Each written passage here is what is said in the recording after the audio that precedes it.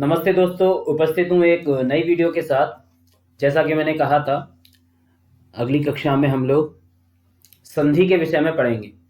तो बहुत ज़्यादा समय टू दी पॉइंट बात करते हुए, ज़्यादा समय ना लेते हुए सीधा हम संधि पर आते हैं। देखिए, महत्वपूर्ण बातें ये हैं, मैं बार बार आप लोगों को कहता हूँ, सोशल मीडिया से थोड़ा सा दूर रहें अभी, अगर वास्तव में आपको चयन चाहिए तो। ठीक है। और कई मेरे पास पर्सनल मैसेज कल से आ रहे हैं कि सर कुछ नोट्स दे दीजिए पेडागोजी के। इसके आपको नोट्स क्यों चाहिए? आप नोट्स क्यों नहीं बना सकते हैं? है ना? अपने हाथ से बनाए हुए नोट्स जो है, नोट्स क्या क्या है, छपी छपी किताबें आपको मिल जाएंगी कहीं से, फोटोकॉपी इधर उधर से। आप अपने हाथ से बनाएंगे, उसमें शॉर्ट बनाएंगे, समझते हुए बनाएंगे, वो ज़्यादा बेस्ट है। ठीक है। तो ये सब चीज़ें हैं, इन सब से दूर रहिए। और यूट्यूब पर या फिर ऑनलाइन वीडियो नोट्स में ज़्यादा समय व्यतीत मत करिए और परीक्षा पर ध्यान दीजिए। ठीक है। तो चले हम लोग अपनी मुख्य बात पर आते हैं। संधि है आज का टॉपिक, है संधि। संधि के विषय में हम पढ़ रहे हैं। देखिए क्या है, पहले यहाँ पर देख लेते हैं। व्याकरण विधि में आपके ये दिया गया है, व्याकरण के संदर्भ में संधि शब्द का अर्थ है वर्ण विकार, है ना। वर्ण विकारो संधि ही, वर्ण विकार को संधि कहा गया है। वर्ण का विकार परिवर्तन होना, यह वर्ण विधि है। दो पदों या एक ही पद में दो वर्णों के परस्पर व्यवधान रहित सामीप्य अर्थात संहिता, संहिता जानते हैं, वर्णानाम अतिशयतः सन्निधि, वर्णों की जो अत्यंत समीपता है उसी को संहिता कहा गया। इसके लिए संज्ञा प्रकरण में एक सूत्र भी है, परः सन्निकर्षः संहिता। ठीक है। जो वर्ण विकार में होता है उसे संधि कहते हैं। ठीक है। तो उसमें क्या है, वर्ण विकार जो होगा, एक वर्ण विकार आपने अभी कर दिया, एक वर्ण एक बार आप जो है 2 घंटे बाद उस वर्ण को बोल रहे हैं, तो वहां पर सन्निधि नहीं होगी, संहिता नहीं होगी, सामीप्यता नहीं होगी, तो वहां नहीं हो सकता। जैसे ये विद्या में, द्या में आ है और आलय का आ है, विद्या हमने बोल दिया, 2 घंटे बाद आलय बोलेंगे तो यहाँ सन्निधि नहीं है, यहाँ संधि नहीं होगी, तुरंत इंस्टेंट आना चाहिए, तभी वहां पर संधि संभव है। ठीक है। तो ये सारी चीजें हैं, सामान्य है। आ को मिला अत्यंत समीपता के कारण दो दीर्घ वर्णों के स्थान पर एक आ वर्ण रूप दीर्घ एकादेश हो गया है। संधि के मुख्यतया 3 भेद होते हैं। चलें, क्योंकि मुझे लगता है ये इन पे ज्यादा समय देने की आवश्यकता नहीं है। स्वर संधि जिसको अर्थ संधि भी कहते हैं, व्यंजन संधि जो कि हल संधि, और विसर्ग संधि। ठीक है। स्वर संधि में क्या क्या है? स्वर संधि में है दो स्वर वर्णों की अत्यंत द्वयोः स्वरयोः मेलनम, और उससे जो वर्ण विकार होता है उसको हम स्वर संधि कहते हैं। ठीक है। इसके भी निम्नलिखित भेद है। क्या है? दीर्घ संधि है। देखिए एक व्याकरण का सूत्र भी दिया गया, अकह सवर्णे दीर्घ। अब आपको जो है ना प्रत्याहार में 1-2-3 चीज बता दूं आपको। जो प्रत्याहार हैं वो अब आपके काम आने वाले हैं। ठीक है। और आपको ये भी ज्ञात होना चाहिए पदांत क्या होता है, यानी कि पद संज्ञा क्या होती है। ठीक है। आप जानते हैं सुब तिगंतम पदम, सुबंत और तिगंत जो होते हैं उनको हम पद कहते हैं व्याकरण में। ठीक है। अलग अलग जगह पर अलग अलग शास्त्रों में पद अलग अलग होते हैं। ठीक है। लेकिन यहां पर सुब तिगंतम पदम है, तो सुबंत और तिगंत को एज अ पद हम मानेंगे, तो जो वो जिसके अंत में होंगे वो पदांत हो जाएगा। तो प्रत्याहार देखिए अकह आ गया, अक प्रत्याहार अब आपको आना चाहिए, अकह। ठीक है। अकह सवर्णे दीर्घ, ये जो है आप देखेंगे, अगर आपके पास पुस्तक होगी लघु सिद्धांत कौमुदी, उसमें भी दिया गया है, ये वहां से ही है। तो वहां पर ये जो है दीर्घ संधि के प्रसंग में वहां पर ये आ जाए, अकह सवर्णे दीर्घ, उसकी वृत्ति है अकह सवर्णे चिपरे पूर्व परयोर दीर्घ एक आदेश स्यात्। अग से सवर्ण अच पर में हो, तो ना अग प्रत्याहार में कौन कौन से आते हैं? अ ई उ और री। इनके बाद सवर्ण अच होगा, यानी कि इनके जैसा ही होना चाहिए। सवर्ण कौन होते हैं? तुल्यास्य प्रयत्नम सवर्णम, आस्य और जो आपके जो है प्रयत्न, दोनों ही अगर जिसके एक जैसे हैं तो वो सवर्ण होंगे आपस में। तो ये जब ह्रस्व या दीर्घ अ ई उ या री स्वर आए तो दोनों मिलकर क्रमशः आ दीर्घ होंगे, ई उ और दीर्घ री हो जाते हैं। ठीक है। फॉर्मूले छोटे छोटे से बना दिए हैं। देखिए इसमें से कोई बाध्यता नहीं है कि ह्रस्व आ पहले होना चाहिए या दीर्घ आ पहले होना चाहिए, कोई भी बाध्यता नहीं है। दोनों में दोनों तरफ कोई भी हो सकता है। ठीक है। तो ई और ई हो जाएंगे, री और री और री हो जाएंगे। ये इस तरीके से चारों के फॉर्मूले। ठीक है। अब इन वीडियोस को आप मुझे लगता है स्टडी कर चुके होंगे, और इनको एक स्वाध्याय एक रिवीजन के रूप में मैं शीघ्र आगे चल रहा हूं। उदाहरण के तौर पे है पुस्तकालय है, पुस्तक में आ है, आलय का आ है, दोनों आ मिलकर के दीर्घ आ हो गया, मिलाने पर बना पुस्तकालय। देव आशीष, आ और आ मिलाकर के देवाशीष, इस तरीके से यहाँ पर ये हो गया। ये कुछ और उदाहरण दिए गए हैं आपकी पुस्तक में ही हैं। दैत्यारी ही, च अपि चापी, विद्या अर्थी विद्यार्थी, गिरि इंद्र गिरीन्द्र, कप ईशः कपीशः, ई और ई मिलकर के, मही ईशः महिषः, नदी ईशः नदीशः, है ना, लक्ष्मी ईश्वरः लक्ष्मीश्वरः, सुउक्ति ही सूक्ति ही, है ना, ऊ और ऊ मिलकर के। देखिए कभी कभी मैंने देखा है ये पहले से दीर्घ इसको मान करके चलते हैं, सु में नहीं, दीर्घ नहीं है संधि विच्छेद में, दीर्घ नहीं होगा, है ना, पहले से ह्रस्व है वो वहां पर, सुउक्ति ही सूक्ति ही। भानु उदयः भानुदयः, पितृऋणम पितृणम, है ना, दीर्घ में नीचे इस तरीके से हो जाता है, ठीक है, पितृणम। अग्रे चलाम, तो इस प्रकार से दीर्घ संधि है, सामान्य सी संधि है। गुण संधि में क्या है दोस्तों, 8 गुण। देखिए इसको गुण संधि को जानने से पहले हम एक चीज जान लेते हैं कि गुण होते कौन कौन से हैं। तो एक गुण संज्ञक सूत्र है अदेंग गुण, ठीक है, अदेंग गुण, अदेंग गुण गुण संज्ञक सूत्र है, और इसमें बोला गया है अत और एंग प्रत्याहार में आने वाले, अत और एंग प्रत्याहार। तो देखो अत में जो त है, तपरस तत्कालस्य, वो स्वयं अ का बोध कराएगा, तो यानी कि सिर्फ अत का मतलब अ है यहाँ पर, अवर्ण यानी कि ह्रस्व अवर्ण। ये त इसलिए लगाया गया कि अवर्ण कहने से कहीं वो 18 प्रकार के अ ना आ जाएं, इसलिए त लगाने से वही होगा जिसके साथ वो त लगा है। और एंग प्रत्याहार ए और ओ, अ ए और ओ, ये क्या है, गुण संज्ञक है, ठीक है, अदेंग गुण गुण संज्ञा करता है।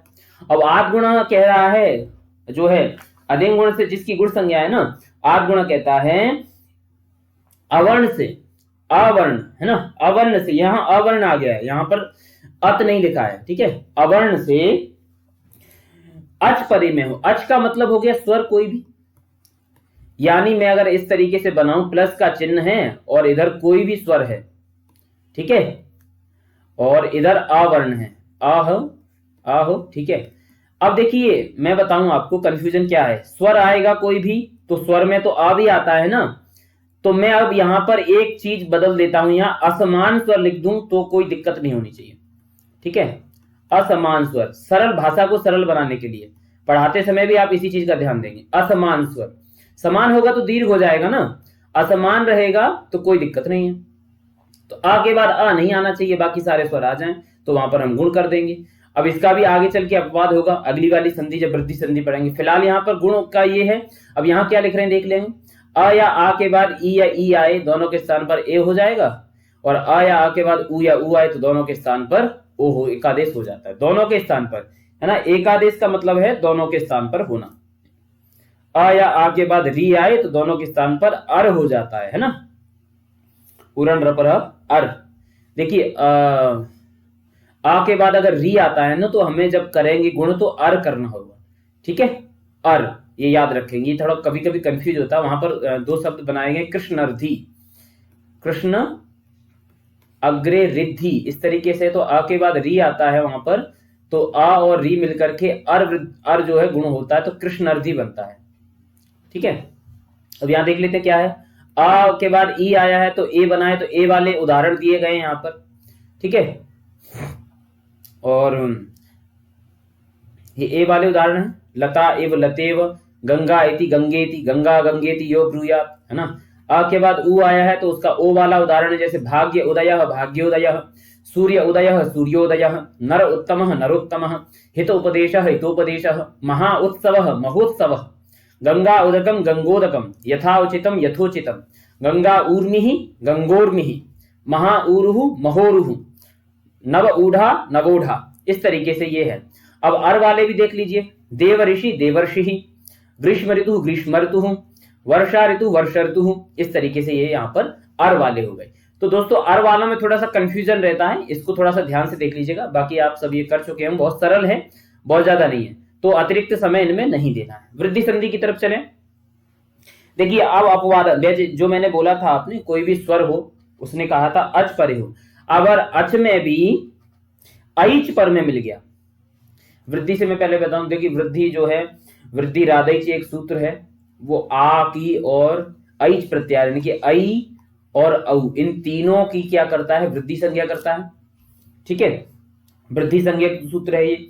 और जब वृद्धि रेची एक सूत्र है जो वृद्धि विधान करता है, वृद्धि रेची, वृद्धि विधायक, वृद्धि रेची, वृद्धि संज्ञा विधायक है वृद्धि रादैच, और वृद्धि का विधायक जो सूत्र है वो है वृद्धि रेची। एच प्रत्याहार के पर में रहते आ से तो क्या होता है, वह वृद्धि एकादेश हो जाता है। अब एच आ गया, ठीक है, तो यहां पर गुण का ये अपवाद हो जाएगा। अपवाद का मतलब है जहां गुण हो रहा होगा, अगर एच वहां पर है तो गुण नहीं होगा, वहां पर फिर वृद्धि होगी।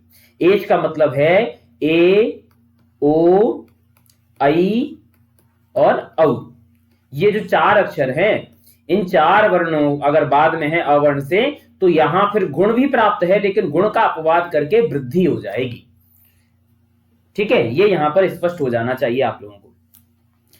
ठीक है, तो ये हो जाएगा। आ और ए मिलाकर के आई बनेगा, मम एव ममैव, है ना, एक एकम एकैकम, तव एव तवैव। ठीक है, इस तरीके से हो जाएगा। और अद्य एव अद्यैव, लता एव लतैव, तथा एव तथैव, सदा एव सदैव, देव ऐश्वर्यम देवैश्वर्यम, आत्म ऐक्यम आत्मैक्यम। है, अब देखो ओ वाला उदाहरण देख लेते हैं।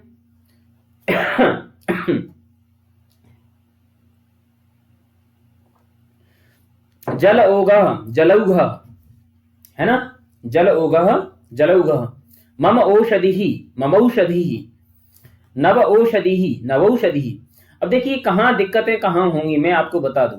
यहां से प्रश्न कैसे बन सकता है, देखो, या तो इन संधि विच्छेदों को लेकर के प्रश्न बना देगा, है ना, निम्नलिखित में से कौन सा गलत है, एक कई मात्रा गड़बड़ कर देगा। जैसे हम ये चार ऑप्शन दे दिए शुरू के, विद्या में से आ हटा दिया, विद्या औचित्यम लिख दिया, तो आपको बारीकी से देखना पड़ेगा दोस्तों कि कौन सा इनमें से गलत है। प्रश्न ये इस तरीके से प्रश्न आप लोग पूछते रहते प्रश्न कैसे बनेंगे, यहां से ऐसे ही प्रश्न बनने की संभावनाएं हैं। ठीक है, सरल से टॉपिक है तो ज्यादा तो मुझे नहीं लगता है और क्या पूछेगा। ठीक है, आत्म औत्सुक्यम तो आत्मौत्सुक्यम। ठीक है, मिलाने पर यह हो जाएगा।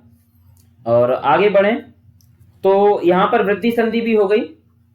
ठीक है, अब इनके लिए अगर सेपरेट वीडियो 20-20 मिनट की एक एक संधि के लिए बनाई जाए तो मुझे लगता है आपका भी समय बर्बाद है और मेरे लिए भी एक्स्ट्रा लोड हो जाएगा।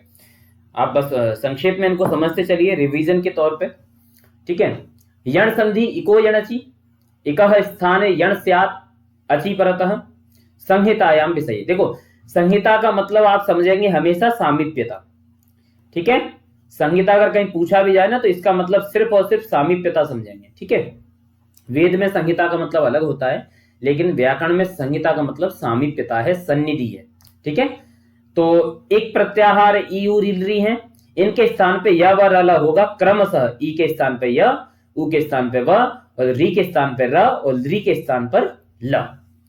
कब होगा, अचि परतः, है ना, अच परे रहते।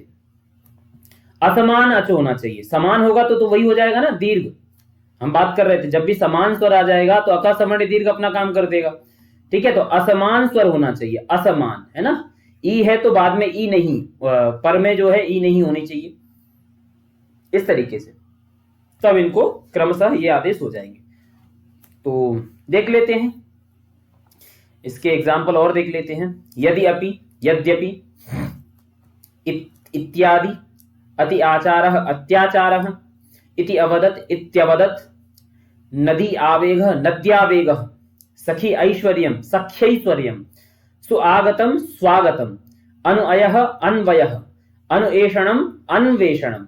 इस तरीके से ये हो जाएगा।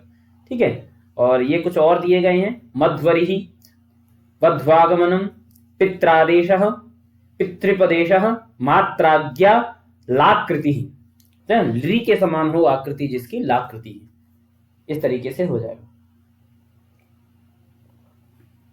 चलिए कमेंट में बताइए लाकृति में कौन सा समास है।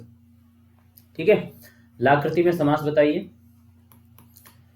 हाँ, आगे बढ़ते हैं।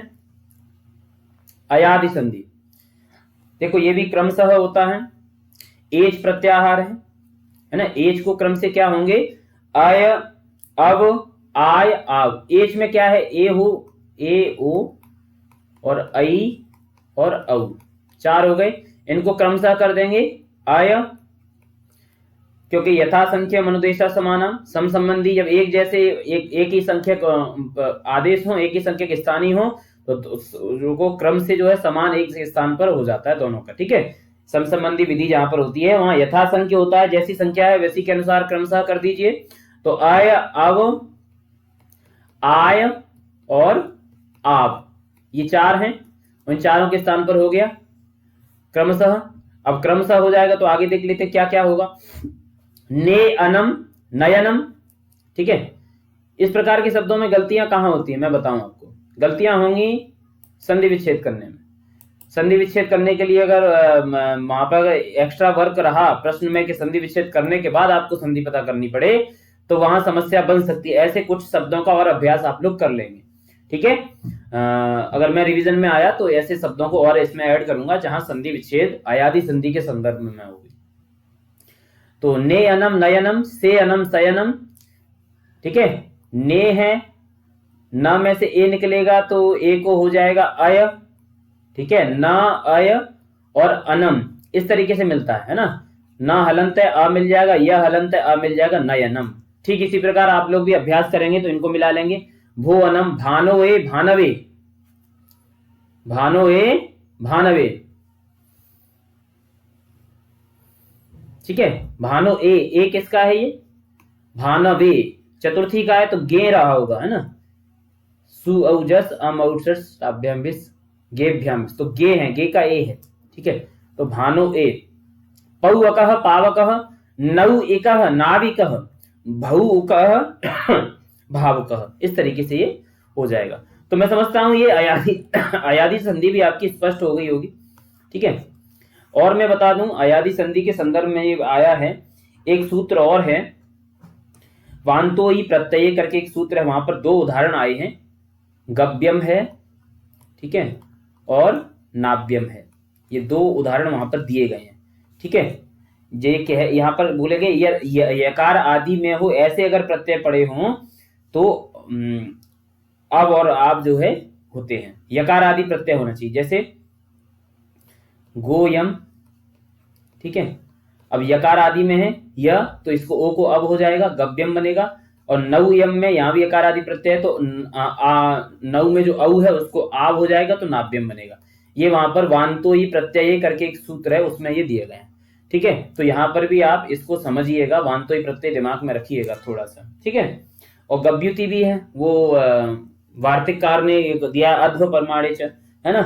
गो युति ही, गो को ओ को अब करके गव्युति ही बनाते हैं। ठीक है, तो ये दो तीन एग्जाम्पल संधि प्रकरण में आए हैं, उनके बारे में स्मरण रखेंगे आप लोग। ठीक है, गव्यम, नाव्यम और गव्युति तीन हैं, लिख लीजिएगा। आगे बढ़े तो पूर्व रूप संधि है ना, पूर्व के जैसे रूप हो जाना, इति पूर्व रूप हो जाना। ठीक है, एंगा पदांतादति, क्या कहते हैं एंगा पदांतादति आ गए, बोले पदांत। अब देखो पदांत शब्द आ गया है, पदांत का मतलब है पद हो अंत में, यानी कि सुबंत या तिगंत में कुछ होना चाहिए तब वो पदांत कहलाएगा। ठीक है, और अति का मतलब देखो सूत्र से ही सूत्र का अर्थ निकल आता है। ठीक है, पदांत, पदांतात एंग अति, पदांत जो है एंग से परे अत हो, अत का मतलब अ, तो क्या हो जाता है वहां, पूर्व रूप। ठीक है, पूर्व रूप एक आदेश हो जाता है, पदांत होना चाहिए। अब देखिए हरे है, ठीक है, हरे, हरे अब देखिए इसमें ना ये हरे में जो ए है ना, रे में ए, ये पदांत है, सुबंत प्रत्यय लगने के बाद ये पदांत हो गया है। अब इसके ठीक बाद अ है तो यहां पर क्या हो जाएगा, पूर्व रूप हो जाएगा। तो पूर्व क्या है, इनमें प्लस का चिन्ह के अकॉर्डिंग जाएंगे हम, तो पूर्व आपको र में ए मिलेगा तो अ भी अपना रूप इस तरीके से कर लेगा, लेकिन इसको यहां पर एक खंडाकार की तरह हमें इसको प्रदर्शित करना पड़ेगा। तो हम इसको प्रदर्शित करेंगे हरेव। ठीक है, इस तरीके से इसको प्रदर्शित करेंगे। तो यहां पर ये हो गया। अब इसमें पढ़ लेते हैं क्या कह रहे हैं। पूर्व रूप संधि को अयादि संधि का अपवाद कहा जा सकता है। ठीक है, ये प्रश्न देना नहीं चाहिए कि अयादि संधि का अपवाद क्या है, लेकिन दे रहे हैं तो ठीक है अगर है, क्योंकि ये सामान्य बहुत ज्यादा सरलीकरण कर दिया गया है, तो इसको ध्यान में रखिएगा। अयादि संधि का अपवाद क्या है, मैं आईएमपी लिख देता हूं यहाँ पर। आईएमपी का मतलब आप लोग समझते चलिएगा। पद के अंत में स्थित ए ओ के बाद यदि ह्रस्व अ आए तो ए अ दोनों के स्थान पर पूर्व रूप संधि ए हो जाएगा, जैसा कि अभी आपने देखा। और ओ हो तो दोनों के स्थान पे विलीन करके उसको जो है वो हो जाएगा, और इसको अवग्रह चिन्ह जो होता है हमारा खंडाकार, इस तरीके से उसको प्रदर्शित करते हैं। ठीक है, जैसे हरे या अत्र में क्या होना चाहिए था, ए के स्थान पर अय आदेश होना चाहिए था। जब ये पदांत होने के नाते यहाँ पर अय आदेश ना होकर के पूर्व रूप होकर के हरेत्र बना। ठीक है, इसी तरीके से आगे ते अपि तेपि सह तौ ते पदांत है, सुबंत है। हरे भी सुबंत है। ठीक है, वृक्षे सुबंत है, जले सुबंत है, गोपालः गोपालो अहम गोपालो हम, और विष्णु अब, ये भी सब सुबंत होने के नाते पदांत हो गए। और पदांत होने के नाते यहाँ पर पूर्व रूप संधि होने के बाद पूर्व के समान अ जो है खंडाकार में हम यहाँ पर दिखाएंगे, आप यहाँ देख सकते हैं। ठीक है, इस तरीके से खंडाकार में ये दिखेंगे। मुझे लगता है ये स्पष्ट हो गया होगा। आगे बढ़े, कितना छोटा कर सकता हूं वीडियो को उतना छोटा करना चाहता हूं मैं। आप लोगों का समय बहुत मूल्यवान समय है। ठीक है, और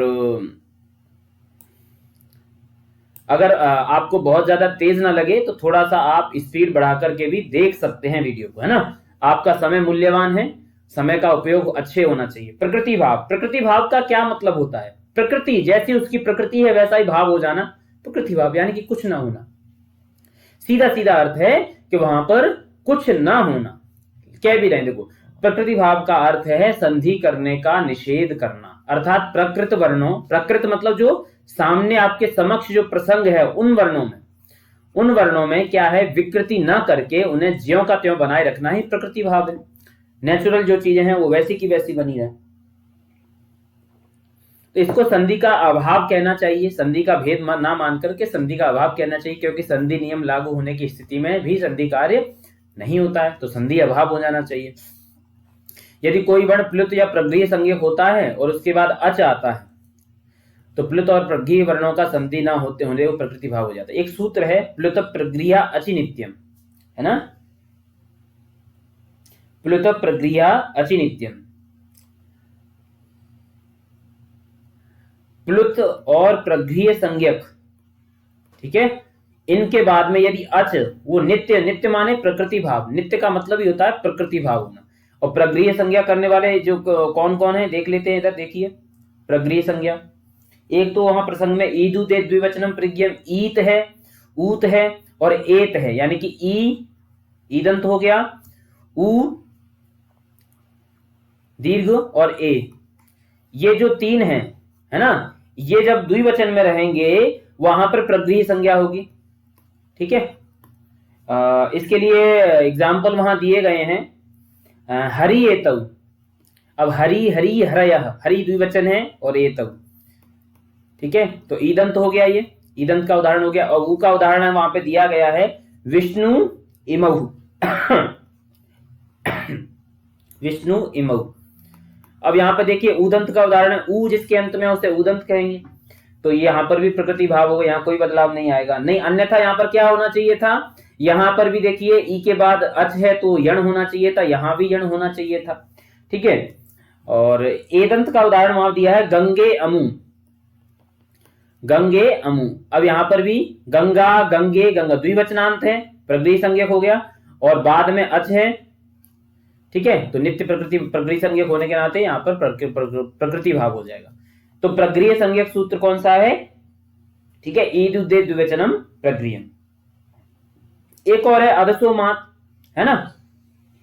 अदसोमात मतलब अदस संबंधिनः मकार, जो अदस ये जो शब्द है इससे संबंधित जो मकार है उस मकार के जो है बाद में यदि ये शब्द आएंगे तो वहां पर भी क्या होगा, प्रगृह्य संज्ञा होगी। और प्रगृह्य या संज्ञा भवती सा फलवती, प्रगृह्य संज्ञा का फल है प्रकृति भाव।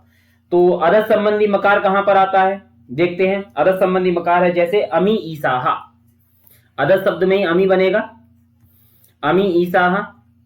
ठीक है, यहां पर अदस संबंधी मकार है, ईदंत हो गया, इसको भी क्या हो जाएगा, प्रकृति भाव हो जाएगा। एक है राम कृष्णऊ अमु आसाते, तो अमु शब्द भी आया है तो वहां पर भी क्या है, प्रकृति भाव हो जाता है। और एक है अच्छा जो है अब इसको क्या है देख लेते हैं, क्या यहाँ पर क्या लिख रहे हैं सारा।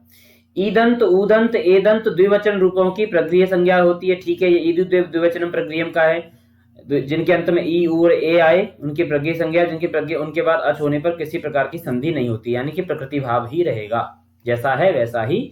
जैसे यहाँ पर उदाहरण दिए गए, इन उदाहरणों को थोड़ा अभ्यास कर लेंगे। कवि इच्छतः, कवि कवि कवयः द्विवचनांत है। विष्णु विष्णु विष्णवः तो द्विवचनांत है। बालिका बालिके बालिकाः द्विवचनांत है। ठीक है, तो ये द्विवचनांत होने के नाते यहाँ पर कोई भी प्रकृति भाव वगैरह नहीं हुआ, वो सॉरी यहाँ प्रकृति भाव हो गया, यहाँ कोई संधि नहीं होगी। अदस संबंध का, अदस शब्द का जो माँ है उसके बाद ई या उ आए तो वहां पर प्रकृति संज्ञा होती है। अदसो मात सूत्र ने की। अदस संबंधी मकार की प्रक्रिया संज्ञा, इकारांत उकारांत प्रक्रिया संज्ञा कौन सा सूत्र करता है? अदसो मात, सामने लिखा हुआ है, ध्यान रखना दोस्तों, याद रखना, अदसो मात। और प्रक्रिया संज्ञा का फल है प्रकृति भाव। तो अमी साहा अमु आसाते, इस तरीके से ये हो गया।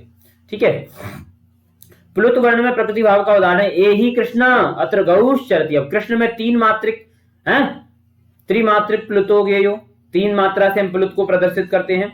तो अत्र गौश चरती, यहाँ पर गौएं चल रही हैं, तो यहाँ पर आ और आ में दीर्घ संधि नहीं हुई, क्योंकि संबोधन पद यहाँ पर कृष्ण में आ जो है प्लुत है। ठीक है, तो इस तरीके से ये हो जाएगा। अब चले पररूप संधि। वीडियो थोड़ी बड़ी हो रही है दोस्तों, पर मैं प्रयास कर रहा हूं जल्द से जल्द इसको पूरा करूं। पररूप संधि में क्या है? उपसर्ग के आ के पश्चात यदि ए या ओ आए। अब देखिए, अभी हमने पूर्व रूप देखा था, अब यहां पर हम देख रहे हैं पररूप, है ना। पररूप, एंगी पररूपम, एक सूत्र है ये रहा, एंगी पररूपम। ये इसका कहना है कि उपसर्ग संबंधी, उपसर्ग के आ के पश्चात यदि ए या ओ आए तो उनका पररूप एकादेश हो जाता है। ठीक है, उपसर्ग के बाद ए या ओ आए, ठीक है, ए या ओ आए। अब ये ए या ओ कैसा होना चाहिए? ए या ओ धातु संबंधी होना चाहिए ना। ठीक है, एंग आदि हो जिसमें, ऐसी धातु होनी चाहिए। एंगी शब्द का एंगादौ धातु यहां पर ये लेना पड़ेगा आपको। एंग आदि में हो ऐसा धातु आप अगर उपसर्ग संबंधी आ से पर में होगा। उपसर्ग संबंधी आ क्या होता है? जैसे प्र है, प्र में आ है तो ये उपसर्ग संबंधी आ हो गया। अब इसके बाद ए जते, ये क्या है? ए जते धातु है, इसमें ए धातु संबंधी ए बाद में हो गया तो एंगादि धातु हो गई। अब यहां पर क्या हो जाएगा? पर रूप हो जाएगा। ठीक है, तो प्र में जो आ है वो पर ए की तरह दिखेगा, तो क्या बन जाएगा? प्रेजते। ठीक है, ऐसे ही वहां पर उदाहरण दिया उपोषति, उपोषति। ठीक है, एंग यहां पर ये भी स्पष्ट होगा। अगर ये नहीं होता तो यहां पर वृद्धि होनी चाहिए थी, लेकिन उसको बात करके यहां पर रूप हो जाएगा, तो प्रेजते और उपोषति बन जाएगा। ठीक है, तो ये स्पष्ट है। ये कुछ उदाहरण है, अभ्यास कार्य है, इनको देख लेते हैं। मातृणम, देखो मातृऋणम है तो दीर्घ होना चाहिए, तो दीर्घ वाला सही होना चाहिए। यद्यपि, यद्यपि होना चाहिए, यण संधि है। मत ऐक्यम वृद्धि संधि है तो मतैक्यम होना चाहिए। भानु उदय, भानुदय होना चाहिए। ये देखो, यही आप इनको एमसीक्यू मान के चलिए। ठीक है, सरल लग रहे हैं लेकिन इनको एमसीक्यू मान के चलिए, जो आपके प्रश्न पत्र में आने वाले हैं। तीन तीन ऑप्शन दिए गए हैं, इन्हीं में गड़बड़ हो जाएगा। भावुक होना चाहिए। विष्णु इह, विष्णवीह, विष्ण इह, विष्णवीह, देखो विष्णवीह बनना चाहिए। ठीक है, विष्णवीह। ठीक है, आगे है सर्वे यत्र, तो सर्वेत्र, क्यों? पदांत है, अ बाद में है तो होना चाहिए इसके लिए, तो सर्वेत्र।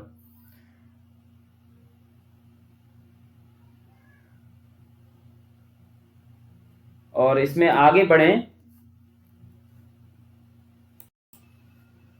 अब इसमें गंगा इव है ना, आ और ई है, अवर्ण से क्या है, तो यहां पर गंगे वो हो जाना चाहिए, गुण संधि हो जानी चाहिए। ठीक है, इसी प्रकार आगे चलें।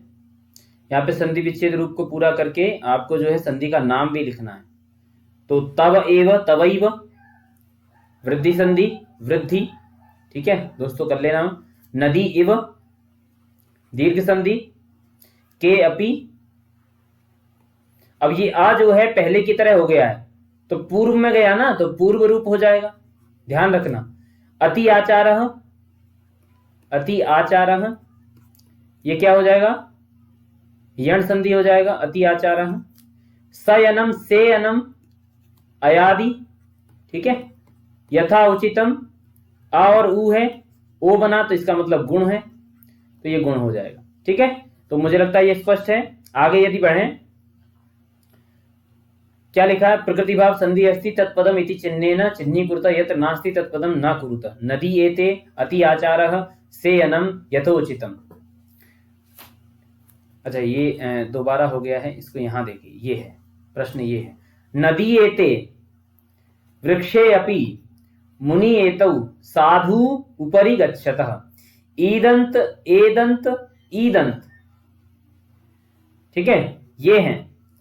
लेकिन कंफ्यूजन क्या है, कंफ्यूजन ये है, नदी में तो चलो ए है, ठीक है, वृक्षे अपि है, नहीं कुछ कंफ्यूजन आप लोगों के लिए भी छोड़ता हूं, नहीं सारा बता दिया जाएगा तो फिर आप लोगों का मेहनत पानी में फिर जाएगी।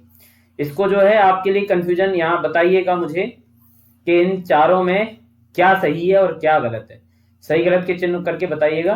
तो इस प्रकार से ये हो गया, ठीक है। और भी हैं इसमें, पूरे ये 8 हैं, और ये मुझे लग रहा है आपको ठीक ठाक है आपको फंसाने के लिए, अगर आप पहली बार इनको पढ़ रहे हैं तो। प्रबुद्ध हैं तो सरलता से कर देंगे, प्रबुद्ध का तात्पर्य व्याकरण का थोड़ा सा अच्छे से पढ़े हैं, तो अभी पहली बार देख रहे हैं तो इसमें कठिनाई आ सकती है, ठीक है। इसका सॉल्यूशन आपको मैं बाद में दूंगा, क्योंकि मुझे लगता है कि आपको खुद करना चाहिए, तभी थोड़ा सा निकलेगा। और ये भी है, इसको भी आप जिसमें हाईलाइटेड जो पद दिए गए हैं ना, ये गहरी, उसको आप संधि विच्छेद करके लिखेंगे, ठीक है। और इसी तरीके से ये आपकी स्वर संधि का प्रकरण जो है पूरा हो गया। ऐसी इसी प्रकार से एक ही वीडियो में मैं आपकी हल संधि और व्यंजन, जो हल संधि है और उसको विसर्ग संधि दूसरी वीडियो में ले लूंगा, शीघ्रता से हम इन्हें पूरा कर लेंगे। तो दोस्तों बने रहिए और तैयारी करते रहिए, सोशल मीडिया से दूर रहिए, फालतू की वीडियोस मत देखिए। लोग अपने जो है अपने कोर्स को बेचने के लिए पागल हैं। मैं बता देता हूं आपको, जो YouTube या फिर कहीं से भी आप कोर्स ले रहे हैं, क्या है, छोटी छोटी किताबों को बेचने। आपको किताब क्यों चाहिए, आपको नोट्स क्यों चाहिए, मैं तो आपसे प्रश्न पूछता हूं, नोट्स आपको क्यों चाहिए? आप खुद नोट्स क्यों नहीं बनाते हैं मेन किताबों से? दूसरे के नोट्स आपको क्यों चाहिए? क्यों आपको इतना स्टडी मटेरियल चाहिए जो आप कभी खोल के भी नहीं देख पाए? मैं सदा कहता हूं आप टेस्ट सीरीज लीजिए, टेस्ट सीरीज आपका खुद का टेस्ट करती है, आपको उसको कुछ काम नहीं करना है, जरा तुरंत अटेम्प्ट किया काम खत्म। लेकिन टेस्ट सीरीज के अलावा कोई नोट्स वगैरह इधर उधर से बेच करके 1000 2000 500 में ये सब मत लीजिए। समय भटकाव में, हमें शुरू वाले दिन से ही कह रहा हूं, भटकाव मत लाइए, ठीक है। एक निष्ठ बने रहिए, लिमिटेड सोर्स रखिए अपने जो है तैयारी के, और बस अपने लक्ष्य को पाइए और लगे रहिए दोस्तों। इसी के साथ बहुत बहुत धन्यवाद, और जय तो संस्कृतम, जय तो भारतम।